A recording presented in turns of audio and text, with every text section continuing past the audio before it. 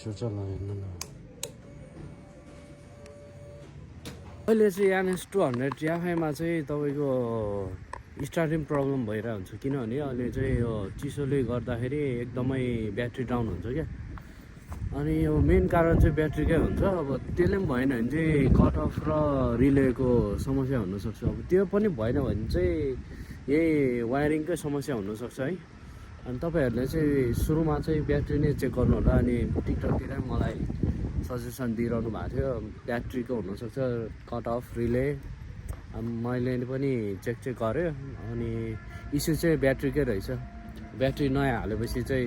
एकदम बवाल हुँदो रहेछ तर मैले चाहिँ हालेन त्यही ब्याट्रीलाई अब चार्ज गरेरै चलाएँ है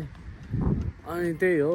मेन चाहिँ ब्याट्रीकै हुँदो रहेछ इस्यु चाहिँ अब तपाईँहरूको नि यस्तै भयो भने चाहिँ सुरुमा चाहिँ ब्याट्री चेक गर्नु अनि त्यसपछि मात्र कट अफ रिलेतिर जानु न मैले चाहिँ आफ्नै अब भोगेरै भनेको है तपाईँहरूलाई चाहिँ मेरो नि यस्तै भएको थियो अनि मैले चाहिँ ब्याट्री फेर्यो त्यसपछि अहिले चाहिँ फिट एन्ड फाइनै छ है बाइक अब ब्याट्री नै अब तपाईँहरूको हेरी हुँदो रहेछ 3000 देखि सुरु हुँदो रहेछ है नर्मली 3000 देखि 4200 सम्म हुँदो रहेछ ओरिजिनल चाहिँ अब राम्रो धेरै पावरवाला चाहिँ 4200 भन्थ्यो अब मैले चाहिँ यही अहिले काम चलाउँछ यसले भइरहेछ अनि तपाईँहरूको नि अब यस्तो भयो भने चाहिँ त्यही सुरुमा ब्याट्री चेक गर्नु न ब्याट्री कसरी थाहा पाउँछ भन्दाखेरि अब ब्याट्रीमाथि अब ब्याट्री खप्टाएर स्टार्ट गर्नु स्टार्ट भएपछि चाहिँ त्यही ब्याट्रीकै समस्या रहेछ भन्ने थाहा हुन्छ नत्र अब त्यसरी नै स्टार्ट भएन भने चाहिँ अब कट अफ हाल्नु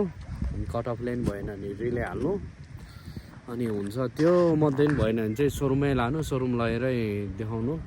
त्यो बेस्ट हुन्छ त्यो वर्कसपतिर बाहिरतिर खोलेर चाहिँ अब तपाईँको पनि टाइम वेस्ट उनीहरूको पनि टाइम वेस्ट केही रोग चाहिँ पत्ता लगाउँदैन रहेछ आफैमा एकदम झन्झट एकदम झन्झट